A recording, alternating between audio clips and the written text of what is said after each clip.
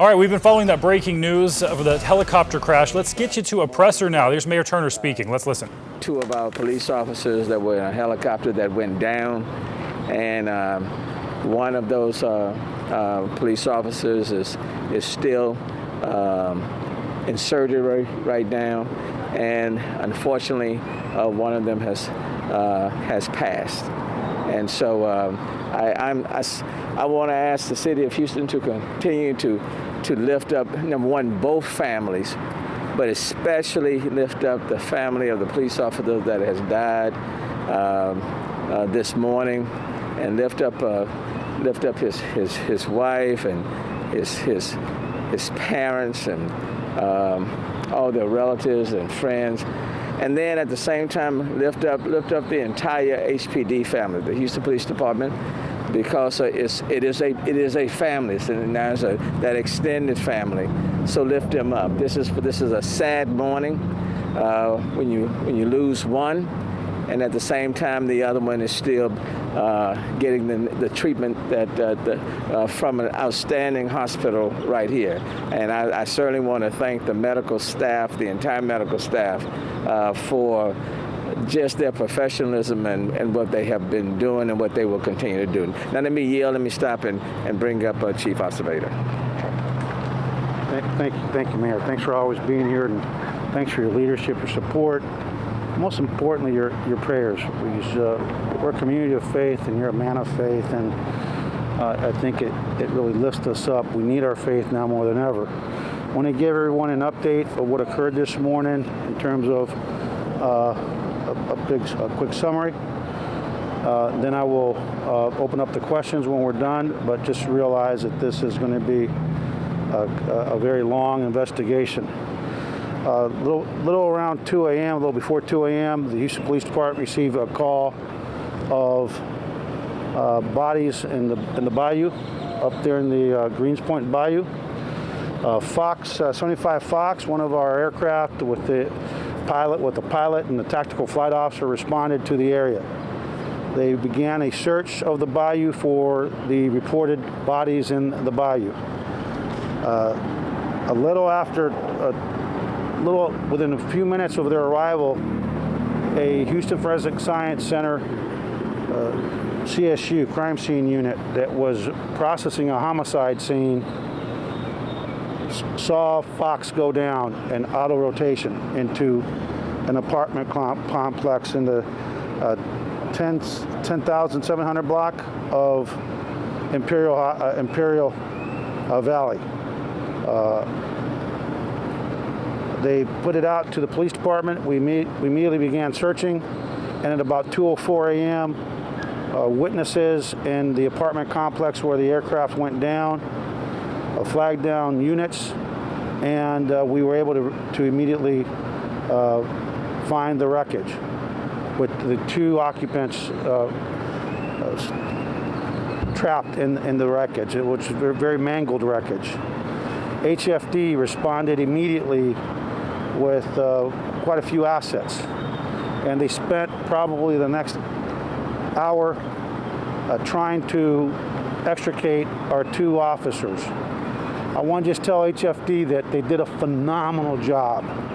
There was a lot of fuel that was spilled on the scene, and as you can imagine, that fuel is very flammable, and when you're using instruments to try to save our officers, I think that was very heroic, their efforts. They put their lives on the line, and as far as I'm concerned, they earned the Medal of Valor tonight when they were in that environment, desperately cutting our officers out. Life Flight responded, and somewhere around 3 a.m., shortly thereafter, our first officer was life flighted here to Herman Memorial, where sadly, despite the valiant efforts of everyone involved, from HFD to Life Flight and to the best trauma docs in the nation on planet Earth, he succumbed to his injuries.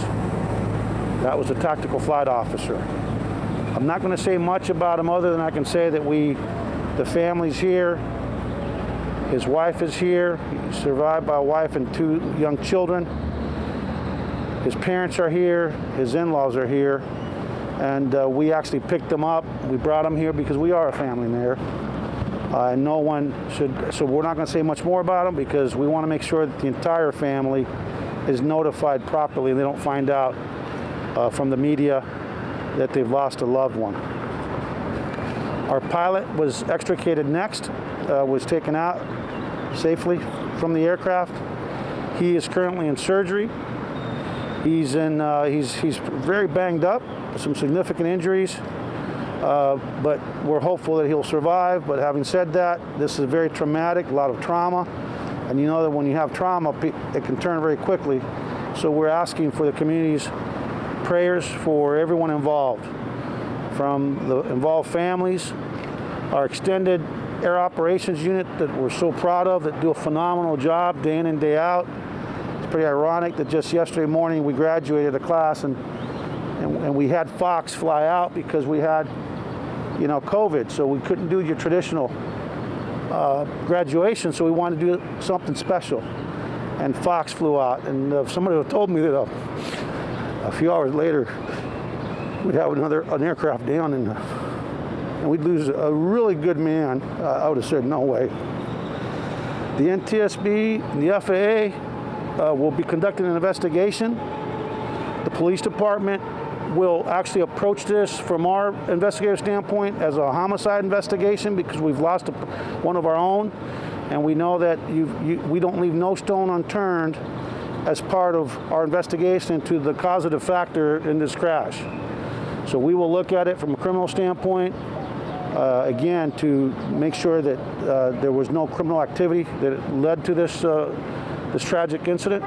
And the NTSB will obviously bring all their assets along with the FAA. What will happen next is that we will have a movement for our deceased officer to the medical examiner's office. Our family assistance unit is here, our psych services unit is here, our peer support team is here, HPLU, the Houston Police Officers Union, is here with Ray Hunt and Joe Gamaldi and just the Doug, all of them, they're all here. Our executive assistant chiefs are here. It's just, and there's my fire. Come up, guys. Come on up. They just did a phenomenal job. And Chief, would you, Chief, you were at the scene, Griffin. Can you talk very briefly about the rescue? I don't know if you heard what I was saying, but it was very heroic that your guys, with all that fuel, they put themselves at risk, and they're heroes. So I want you to talk about the extrication piece.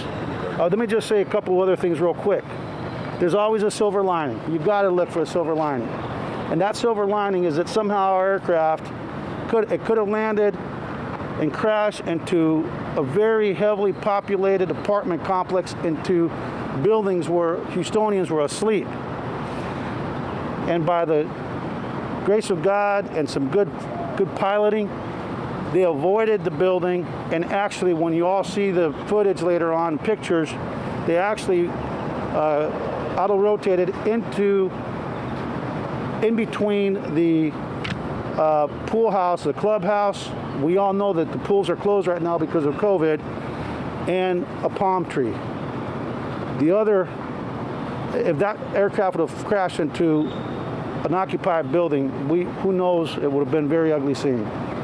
And as a result of that silver lining, we didn't have any other loss of life, and we have a pilot that's in there right now fighting for his. So I just want to make sure people realize that that is some silver lining. And when you have incidents like this, you got to find the silver lining, because had they crashed into that apartment building with all those families in there, it would have been a much different scene. And so with that, I'd like Chief Griffin, if you could, talk real briefly about the rescue operation.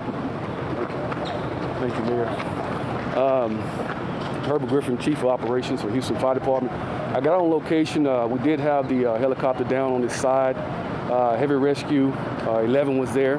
When I approached the helicopter on this side, we still had one officer still pinned in the helicopter. The men and women of the police department, the fire department did an excellent job of extricating him out. Heavy rescue was able to get the member out the chopper, get him loaded up and transported over to the life flight. There were no problems with none of the issues on operational scene on location.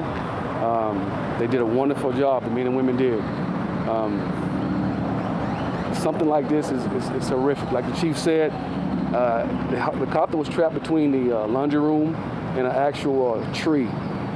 So it's a blessing it didn't hit the actual apartment complex. So thank you, Chief. You know, there, at about 3 a.m., there were some shots fired in the area that people keep bringing that up. HPD officers immediately responded, and we have I believe six individuals that have been taken into custody related to that the shots fired. So if you've heard about that, I was asked earlier at the scene if our aircraft had been shot at or shot down, and my response was we don't have any indication of that.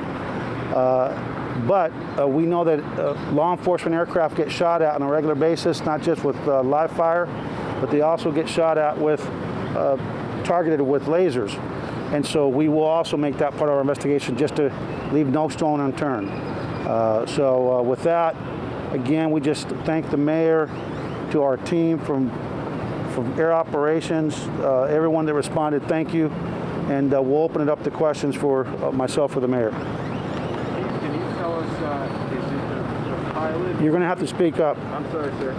Is it the pilot or the tactical flight officer who succumbed to his injuries? The tactical flight officer succumbed to his injuries. Can you tell us the years of service? I'm not going to talk about that because people can connect dots, and family may be watching right now that doesn't know. So that's why I'm not going to talk about anything else. I don't want any member of that family to find out. And I would ask the media, if you get a tip, have some decency. That doesn't make you a good reporter. It makes you a bad human being if you put it out over the air before we do, because we don't put it out until we know the families knows. And we've had that happen once before with Steve Perez, and that was not pretty.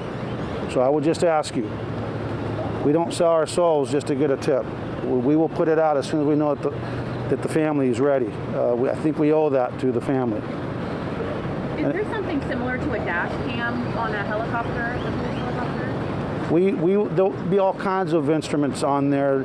We will have FLIR that was probably running, which is the forward-looking infrared device that actually is used to look for heat signatures. So we will have all kinds of stuff to look at, and the NTSB will as well. Chief, you indicated in your earlier press conference that you said it was speculation, but you mentioned something possibly with the tail rotor of that box unit. Can you tell us more about that? No, we don't know. We have no idea what the cause was. We have no idea. It will take a long, comprehensive investigation, multidisciplinary investigation, multi-jurisdictional investigation, both federal and local with us at HPD to determine the cause. Just to clarify, they were looking for a body in the bayou? The call that they responded to was bodies floating in the bayou, bodies in the bayou. And that's what they were working on when they went down, and they were located around 2:04, a little after 2 a.m. No flames, which was a blessing. Again, that pilot did a hell of a job not trying to avoid that big apartment building there. That's a silver lining here. Anything else? Thank you all. And then if there's any Spanish, let me know. I'll do that on the side. Any Spanish?